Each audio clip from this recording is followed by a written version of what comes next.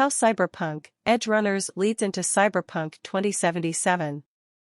The sheer number of small ways Cyberpunk Edgerunners references the game is pretty amazing indeed. Everything from the sound of a phone call to the layout of a person's HUD is strikingly similar to the game, which lends more credibility to this anime as an adaptation. Cyberpunk 2077 is experiencing the sort of resurgence not many would have predicted. Especially since we are closing in on 2 years since its incredibly rocky launch. The game finally being in a state where people are celebrating and appreciating just how much work went into it is clearly hitting home with those who had a hand in creating it, as was recently demonstrated by Cyberpunk's quest director. To see the reaction of Sasco now that people are able to appreciate his and his colleagues' work as it was intended is pretty great. The overdue success of Cyberpunk has been brought about by tireless work to improve the game, a massive update recently, and the launch of Edgerunners, a Netflix show set in the same universe. That all led to Cyberpunk breaking The Witcher 3's concurrent player count record on Steam last week. This occurs when David heads to the afterlife and prevents Rebecca from getting too violent with its bouncers. They share an appreciative nod towards Rogue, whose appearance was bound to be a treat for video game fans. Okada makes an appearance in Cyberpunk Edgerunners as well. While it might be more of a vocal cameo than anything else, it's still a nice treat that fans of the video game can enjoy quite a bit. Cyberpunk Edgerunners is one of the best pieces of cyberpunk fiction to have come out in quite some time. The amazing work by Studio Trigger has been appreciated by many for just how engaging the emotional core of the series really is, taking a brutal look into the seedy underbelly of Night City and how people have become accustomed to living in this dystopian urban landscape. Rogue is one of Johnny's oldest friends, and ends up taking over the afterlife and serving as one of Night City's most popular fixers. She doesn't really have a role to play in the anime, although she still makes a brief appearance. This occurs when David heads to the afterlife and prevents Rebecca from getting too violent with its bouncers. They share an appreciative nod towards Rogue, whose appearance was bound to be a treat for video game fans. The legend Atom Smasher. Perhaps the biggest connection between Edgerunners and Cyberpunk 2077 is the existence of one of Night City's most legendary figures, Atom Smasher.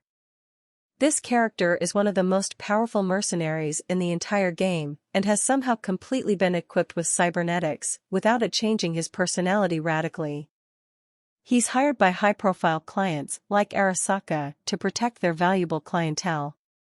At the end of Cyberpunk Edgerunners, David sacrifices himself to buy some time and help Lucy and the rest escape from Atom Smasher's immense power. He proved to be no match for this absolute beast, who quickly decimated David, although the protagonist still had a smile on his face before suffering the final blow. One of the most obvious signs pointing towards this is the character of Atom Smasher. Introduced in Cyberpunk 2077 as a murderous cyborg working for the evil Arasaka Corporation, he was also found to be responsible for the death of Keanu Reeves' character, the enigmatic Johnny Silverhand. The player had the option to kill Smasher before the game reached its conclusion. The fact that he plays a significant role in the show is a clear indication that this is taking place before the game. Atom Smasher is far from the series' only link to the game though. Around the halfway mark in the show, the characters visit Afterlife, a vibrant club which is popular with the local residents. This is the very same Afterlife that protagonist V frequently visits over the course of the game, and a couple of the workers, Claire Russell and Rogue Mendiers, are present in both.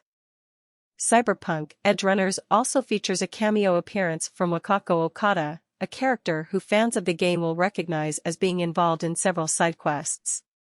Fans also get another glimpse of Lizzie's Bar, another spot that players frequent over the course of Cyberpunk 2077's 40-hour campaign.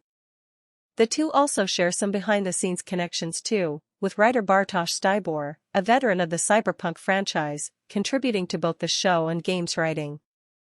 There are several gangs present in Night City, all of whom have their own distinct features and areas of control. Watching the Animals, Maelstrom, Tiger Claws, and other such gangs make for a great time as players of Cyberpunk 2077 recognize the iconic aesthetics of these gang members. Meanwhile, people who saw Edgerunners as their first ever glimpse into the world of Cyberpunk 2077 got to see just how violent Night City really is. Gang members have no problems carrying out heinous levels of violence on the streets, killing off innocent civilians in the process. The functionality of the Sandevistan. There are several cybernetics that you can use in Cyberpunk 2077 to make combat more engaging. One of these is the Sandevistan, which is pretty brilliant since it essentially slows down time for everyone while letting you move at a normal pace. The Sandevistan has a major focus in Cyberpunk Edgerunners, with David essentially relying on this mod for most of the anime. It's great to see an animated representation of one of the best cybernetic mods in the game.